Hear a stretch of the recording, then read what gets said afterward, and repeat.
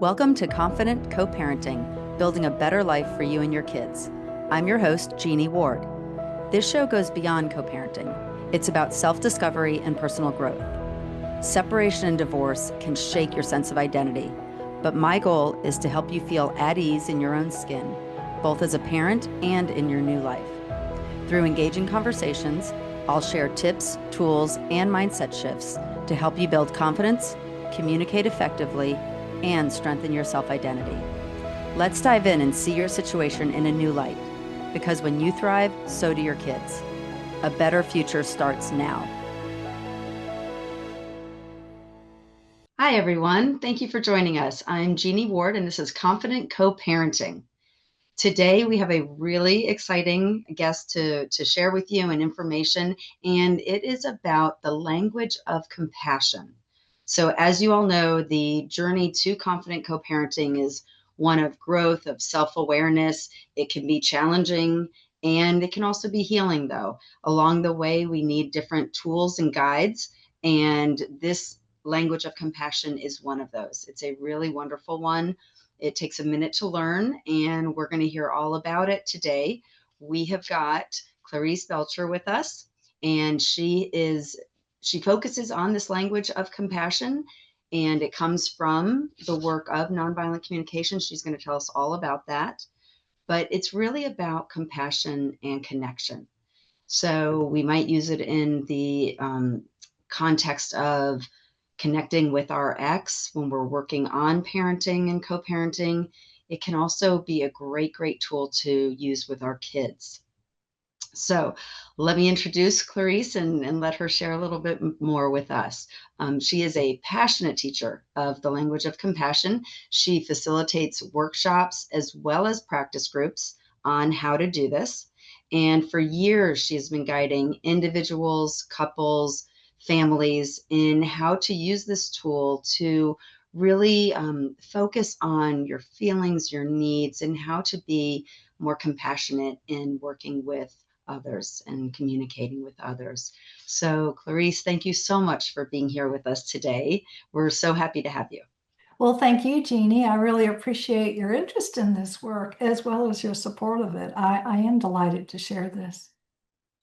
Excellent. Yeah, it's something that I got introduced to. It was probably, I think we talk about maybe about 2017, 18 when I got introduced to it and even got to go to one of your workshops. I didn't realize at the time you were doing the practice groups too, which I think they've got to be so beneficial, because at first it can feel a little different. And for me, sometimes still a little awkward. And for the audience, we're going to do a practice in a little bit. So, you'll see how we work through it and how it does work. But I got introduced to it and got to go to a workshop of yours. And it was so eye-opening to not only learn the tool, but to hear your guidance of how to use it. And that's one thing I'm really excited to share with everyone today is, your knowledge of this and how you came to it. So I'd love to just first start talking about that, if you're okay with that.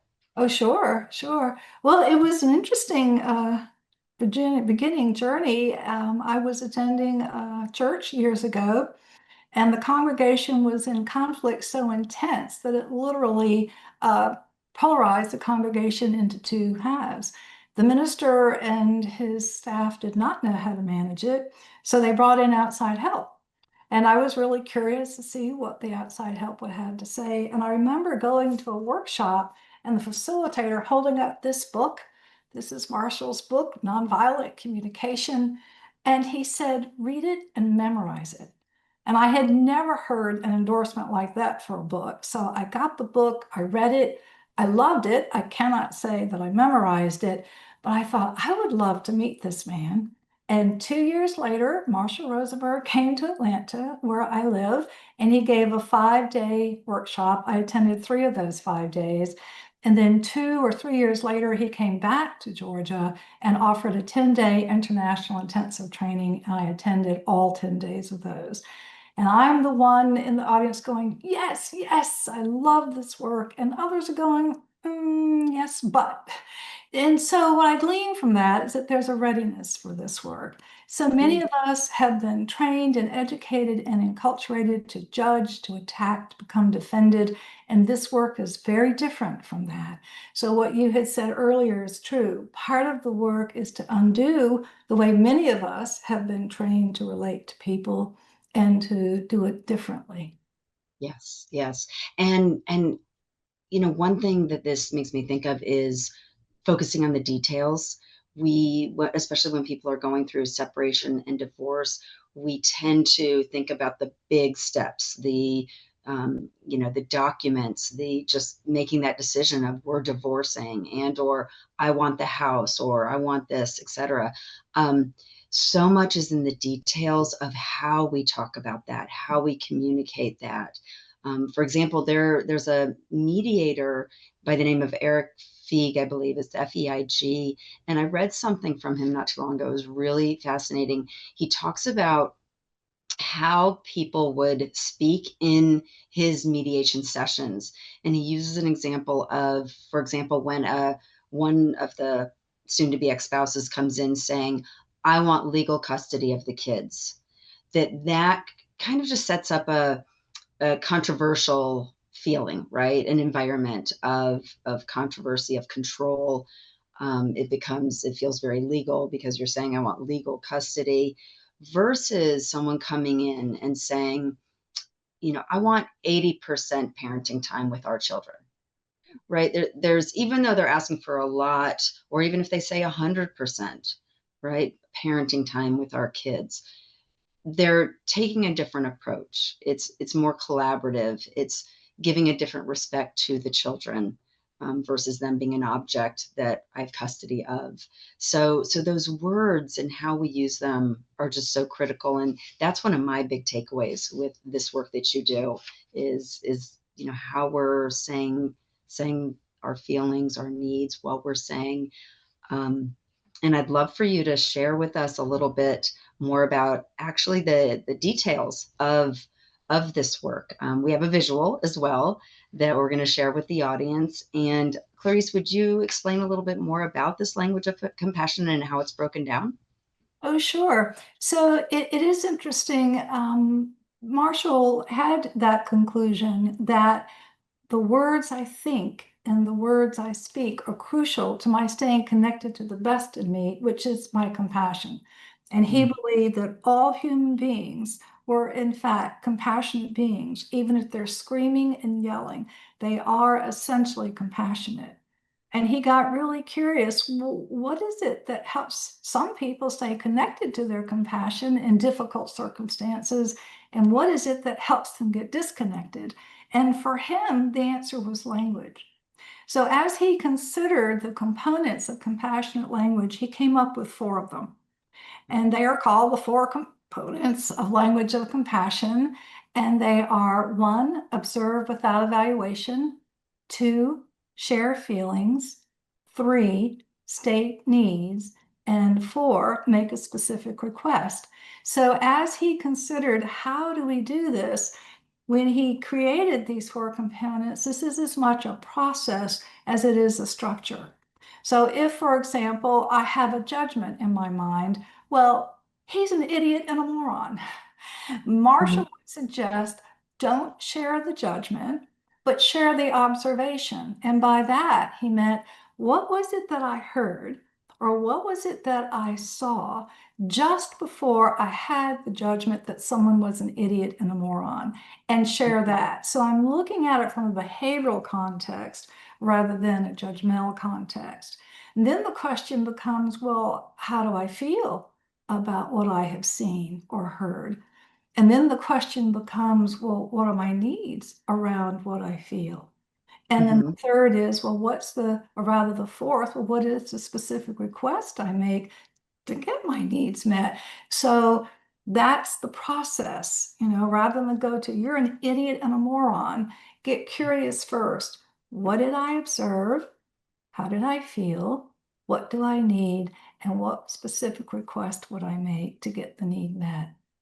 Yeah. And that involves slowing down And that can be a Uh-huh. challenge because so many people have really quick minds and we're really used to going to strategies. I got to do something quick, quick, do something. And Marshall believed the reverse was better. Consider the needs first, then consider the strategies. Yes. And the I love the part of observe without the judgment, just, state what happened.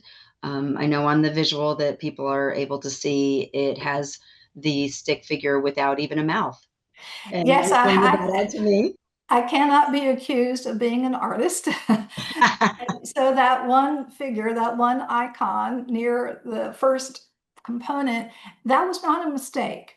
I left the math out intentionally so that we don't share the judgment, just what we see or what we hear. And as I say that out loud, maybe I should put big ears on the icon as well.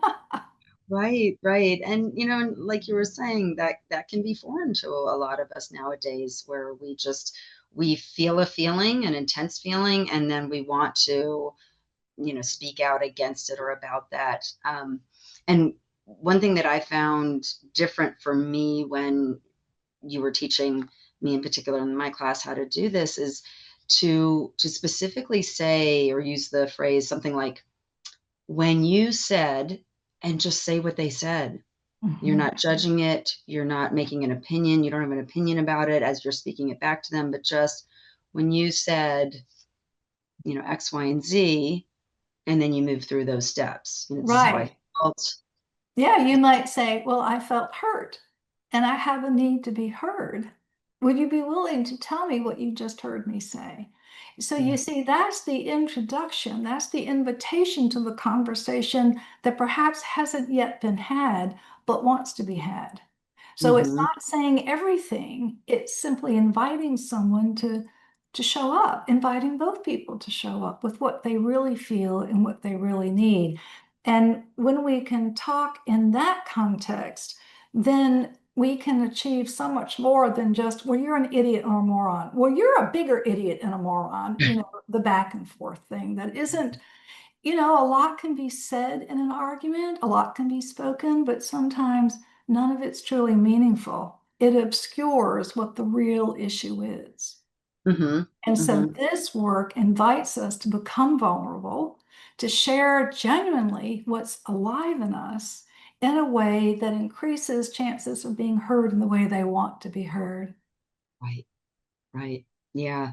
A little later, we'll go through an example, and I'm going to use my son and a real live example that has happened with us. For example, to that example, one thing that was said between he and I was his response to me was, well, it's really not that big of a deal. So, to me, that I can really get triggered with that statement and want to attack it. But I'm learning that with this tool, I can say something like, when you said it's not a big deal, this is, You might say how you felt, and then you would share what your need is around that. yeah. So I'm not judging that statement, Right. right? No, you're But being simply transparent, I repeating. want to initially. Right, you're repeating what you heard him say. Now, with that said, it is important that the energy is congruent with the words because we can say the words accurately, but if we do it sarcastically, then that's not going to work. And similarly, if this is used to manipulate people, this won't work either. This is really about showing up vulnerably and compassionately, sharing what's alive in us. And when they really get that you're interested in how I feel, then their defenses lower and they're willing to become vulnerable when they really get it's sincere and genuine. And to that point, Clarice, I'd love for you to talk about another visual that you've shared with us. We're going to share it with the audience now. And it's the wheel that talks about feelings and needs. Because one thing that is, to me, groundbreaking about this work as well is how they interact with each other. and when our needs are being met or not met, and then how that's also impacting these communications that we have, or maybe how we react as far as if we want to be sarcastic or go to those other, those other energies. So can you talk about this other visual about the wheel of feelings and needs? Oh, absolutely. And the point of the wheel is to show that feelings and needs are connected. People tend to think you have feelings over here on the left and you have needs over here on the right, as if they are not connected. But what I wanted the wheel to show is that at the center of the wheel is a hub, and that's where the needs lie. And each of those feelings that are represented in that wheel are spokes, and they are connected to that hub. That is to say, they are connected to needs.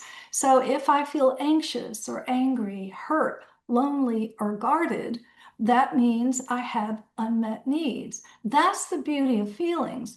Some people tend to think of these as the bad feelings or the negative feelings, but feelings aren't good or bad, right or wrong, positive or negative.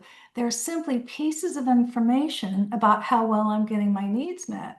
So similarly, if I feel proud, inspired, happy, calm, or grateful, those too are pieces of information that let me know in that moment my needs aren't being met. Yeah. And So that's the beauty of it. And I'll say this real quickly. Someone did a study, I don't know how they did this, but they discovered we have 40, that's 40,000 feelings a day. How many of those feelings are we aware of? right, And right. And then it's and then to think of them connected to needs is right. fascinating to think of them that That's, way. yeah. So if I find myself feeling angry or frustrated or unsettled or worried, then I can know, boom, like that. Well, what's the need? So rather Yeah. than condemn someone else, be curious, well, what's the need? Yeah. Well, And let's example that you showed with the couple, the one saying, I want full custody, it would be yeah, interesting to look at what are the needs? yep, What are the needs that both of them have? And absolutely. then explore strategies. And also, when children are involved, what are the needs of the children? Because Mhm. this work is not just about connecting more deeply, it's also about contributing to the well being of everyone. So if you have a family of four, then you want to know, well, how do we meet the needs of all four people? Yeah. So let's take a moment. We're going to take a pause, and then we're going to go through an example so the audience can actually hear how it might play out in a real scenario. But first, Clarice, can you let the audience know how they can get in touch with you if they want to learn more and or reach out to you directly? Oh, thank you. I appreciate that. I have a website called atlantacompassion.com. And my name appears there as one of the choices to be made, and you will find my email address. And so please feel free to send an email. You'll also find information about Marshall Rosenberg. There's a wonderful 2 minute and 47-second video. It's one of my favorites of him that show what kind of person he was. Yeah. Yeah. No, it's a great site with a lot of information, which is wonderful. Excellent. And for those of you just tuning in, or if you want to come back and watch this again, you can always go to the Transformation Network on YouTube, and you can go to the videos tab, and you can go and find previous recordings as well as this recording today. And or you can always go to my website, which is confidentcoparenting.com, and go to the podcast tab, and you can get that information as well and watch it again. And if you're listening, it's a great opportunity to be able to look at the video so you can see the different visuals that Clarice has shared with us. Okay, so let's get back to it and do an example. I'm going to go ahead and tee it up. So the scenario is I have a son, he's 17 years old, and he is getting ready to go off and be on his own. He just graduated high school and is not only getting ready for college, but will be doing his first semester abroad. So he's going to be extremely independent very, very soon. I'm trying to do what I can, and his dad is trying to do what he can to get him prepared for that. We've had a few, issues and problems with his car. So that's my scenario, is that my son was working in Midtown Atlanta, has a truck, and it got broken into a couple of months ago. And A lot of times here we're hearing that people think there's guns in trucks, so they break in. So, it wasn't, he didn't leave anything out. It just, someone was looking for a gun. So that happened. We got it fixed. We thought about other ways that he can secure the car so that hopefully this doesn't happen again. Well, very recently it happened again. Also, within that same week, there was an evening where he left his car in a parking lot overnight and had to pay a lot of money to get it out the next day, as well as getting a parking ticket. So all these things were happening at once. And I found myself very frustrated and annoyed. And we had a little family powwow, and I immediately addressed these issues, not in a compassionate way at first. And he was very upset. And so I wanted to use this example of the scenario so that I can learn how another way to address it, right? A better Well, way. believe it or not, you did some beautiful work when you were aware that you felt frustrated and annoyed. So that's one of the three components there that you've already done. It would be interesting to consider what is your need connected to your feeling of frustration. And it may be you have a list of needs and feelings in front of you. They're in Marshall's book, and you can also get them on the website called cnvc.org, which stands for Center for Nonviolent Communication. And it's beautiful to have this list as Yeah, I'm going to show Katie has everyone shown because it. I've taken the class. I've got my lists. Yes, yes. It's not an exhaustive list, but it's a wonderful list to begin with. You don't have to run to the library or call a friend or go to the web. It's right there, black and white. So as you consider the context and your feelings of frustration and annoyance, what was your need? Yeah. So And take safety, your big, time because part yeah, safety is one. Okay, yeah. great. Safety is always a big need for me. And so, Okay, there was this fear if people continue to target his car, could there be a safety issue for him? Right. So I okay. think that was because there was some fear as well. So I think the feeling of being scared was attached to that need for safety. So what Um, you can do as you begin to craft a statement is to consider which feeling do you want to lead with first, because the statement is just going to introduce the conversation. It's not the entire conversation. So if you wanted to know, I feel scared, I have a need to trust you're safe, that's a way of saying it in a way that increases your chances for being heard in the way you want to be heard. Excellent. And So so those are two of the four pieces. yeah, yeah. Can you help me with another feeling that I had? One was disappointed. I Okay. was disappointed because we had had the conversation already of things he could do to safeguard Mm-hmm. the car, and those things didn't get done. So I felt like there wasn't the I think I didn't feel understood or heard. I So think I those would be needs. And you could say, I feel disappointed because my need to be understood wasn't met, or I feel disappointed because my need to be heard wasn't met. okay. And Another thing I saw on the list was consistency, and that jumped out at me. And I'm wondering if that's an appropriate need in this scenario. The reason I think it came up for me, or the reason it jumped out at me, was because I want him to consistently do these things that will secure the car and keep him safe and, do everything he can do to avoid the situation again. Is consistency an appropriate need? well, it can be, absolutely. It's whatever is alive in you determines what's appropriate. So if you want to start with the need for consistency, or the need to be understood, or the need to be heard, or the need to trust and safety, you can do any one of those. And then start with one. So we don't overwhelm someone with, 14,000 needs and feelings. Just start with Yeah, yeah. one for each. And then your request might be, would you be willing to tell me what you just heard me say? Or would you be willing to tell me how you feel about what I've said? Or would you be willing to tell me what you think about what I said? And you see, that's the invitation, isn't it, for him to show up Yeah. and to share what's alive in him. And now the two of you are increasing the chances that you'll have the conversation that you really want to have together. Because this work is not power over, it's power with. You have your chance to share what's alive in you, and he has his chance to share what's alive in him. And it's not about right or wrong or good or bad. In fact, as I say that out loud, I'm reminded of that wonderful line by the Persian poet Rumi, who once said, "Beyond right or wrong, there is a field. Meet me there." And my thinking is this work is that field.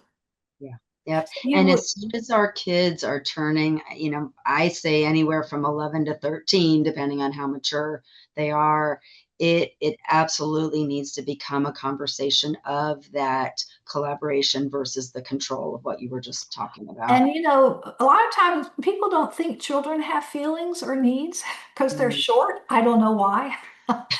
Making that up, but they do. They have feelings and needs as well. And so to Yeah. encourage them at a young age to feel their feelings and to express them and to name them is remarkable. Do we have time to share an example of this? Sure. Yeah, please do. We've got a few more minutes left. So yeah. Okay. So years ago, my partner's younger sister was visiting us with her two sons. They were 8 and 10 at the time, trying to kill each other in the hallway. So my partner gathered them together and brought them in the kitchen because that's where we have our conversations. And in fact, we have the list of feelings and needs attached to the refrigerator with magnets so they're easy and it meets our need for ease to get them. So Yeah. we asked them, well, what are you feeling in this moment? And the one son said, I feel jealous because Thomas is oldest and he has more toys than I do. Mm. And we were so touched by his honesty and authenticity and vulnerability. You could have heard a pin drop on the floor. And Yeah. not only that, none of us in that room, including his mother, knew that that was how he felt. Yeah. And it was really remarkable. His mother didn't say anything at the time, but when they went back home, she spent more time with him. And when we saw them 6 months later, both of them were much calmer. So when we can be vulnerable like that, we learn things about people, we discover things we didn't know, and hearts change like that. That's a beautiful example. I love that. Yeah, I mean, how many of us, and I'm speaking to the audience too, how many of us could benefit from conversations like that with our kids? I know I can. The other thing, Clarice, that you had shared with me, and I got it, is this Oh, lovely. beautiful book. And if you all can see, it is little, so it's easy. It's an easy read. And what Marshall talks about just right from the get-go is what you're saying about kids have these feelings and these needs. And when we talk to them about it and give them the space to share, we're able to come up with much better agreements and experiences with Right, them. rather than be condemning of behavior, be curious instead, because Marshall believed all behavior is in the service of getting needs met. So Beautiful. the question is, well, what's the need? Yeah. Well, this is a beautiful way to end. We are right about at the end. I would love to just reiterate how important this work is and how it really helps. You gave a great example of how this helps relationships, even with exes where you might be struggling. Clarice, anything before we end that you'd also like to share about this work? Well, another piece of the work is called empathy, where we hold a safe presence, guessing what others feel and need so they can be connected, so we can move out of our heads and into our heart. For Marshall, it wasn't head over heart or heart over head. We want both. When we have information from head and heart, then we show up whole. And that's WHOLE. When we show Yeah, up yeah. head, it's like HOLE. Yep. Thank you so much. Thank you so much for being with us today, sharing all of this. I hope people reach out to you. What's your website again? AtlantaCompassion.com. Fantastic. Well, thank And you so much. you're very welcome. You're very welcome. And everyone, you can also go to transformationtalkradio.com for for more podcasts as well as this one, and my site, which is confidentcoparenting.com, for more information about the work I do as well as these podcasts. So thank you so much for being with us today. Thank you, Clarice, and I look forward to seeing you all next time. Great. Thank you, Jeannie.